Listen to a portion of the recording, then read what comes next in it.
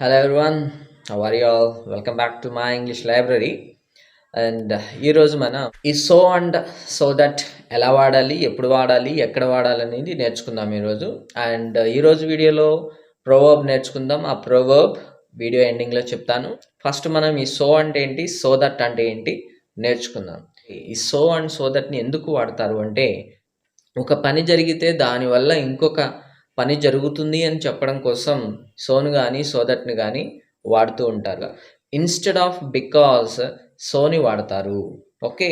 And next so that అనేది కంజంక్షన్గా వాడతారు. Two క్లాజెస్ని కంజంక్ట్ చేయడానికి, అంటే జాయిన్ చేయడం కోసం వాడతారు.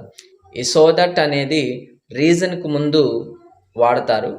అండ్ అవి ఎలా వాడాలనేది చూద్దాం ఇప్పుడు. ఓకే. అండ్ ఫస్ట్ ఎగ్జాంపుల్ చూస్తే, he's kind so he helps the poor. అది సోని వాడాం అంటే because he's kind he helps the poor అని అర్థం. అంటే అతను కైండ్ హార్టెడ్ కనుక పోర్ పీపుల్కి హెల్ప్ చేస్తున్నాడు అని అర్థం. ఓకే. అండ్ నెక్స్ట్ సో దట్ని ఎలా వాడాలి అంటే, he's kind so that he helps the poor. Okay. అతను కైండ్ హార్టెడ్ కాబట్టి అతను పేదవాళ్ళకి సహాయం చేస్తున్నాడు అన్న సందర్భంలో ఈ సో దట్ అనేది వాడతాం. అయితే ఈ సో దట్ అనేది సపరేట్ చేసి కూడా వాడచ్చు. అంటే so plus adjective or adverb plus that అలా కూడా వాడచ్చు. అది ఎలాగంటే, he is so kind that he helps the poor. Okay. అంటే so kind, so plus kind, kind అనేది అడ్జెక్టివ్. ఓకే. ప్లస్ దట్ అనే కంజంక్షన్ వాడుతూ ఉన్నాం. Right. And he so kind, చాలా మంచివాడు కనుక, ఈయన చాలా మంచివాడు కనుక అతను పేదవాళ్ళకి సహాయం చేస్తున్నాడు. Okay.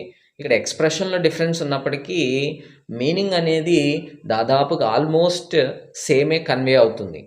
Okay. And the next one, ఇంకొక ఎగ్జాంపుల్ చూద్దాం. అంటే ఒకే దాన్ని చేంజ్, సోతో వాడాలి, సో దట్ ఎలా వాడాలి, so plus adjective or adverb plus దట్తో ఎలా వాడాలి అనేది ఇంకొక ఎగ్జాంపుల్తో చూద్దాం.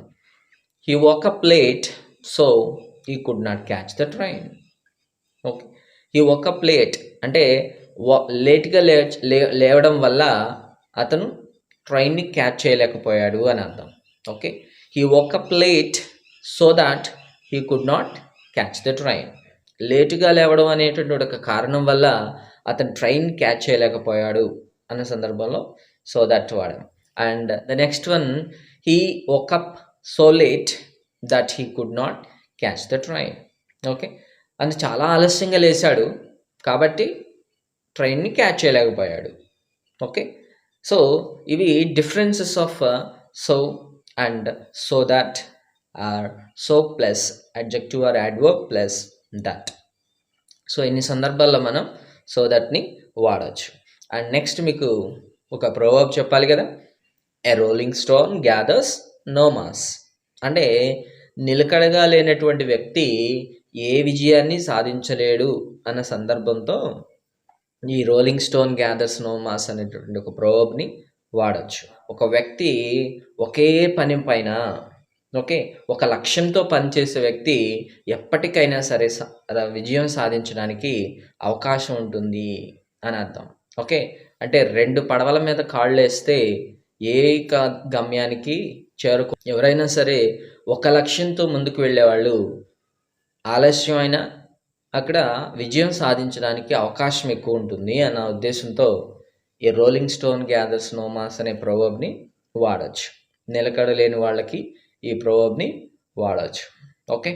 And that's all for today's class about so that, and also a proverb, a rolling stone gathers no mass, right?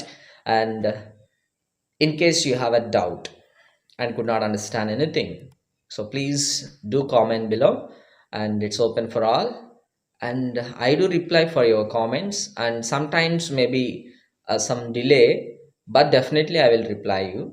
And so thank you very much for staying with us, and let us meet in the next video. Thank you. See you soon.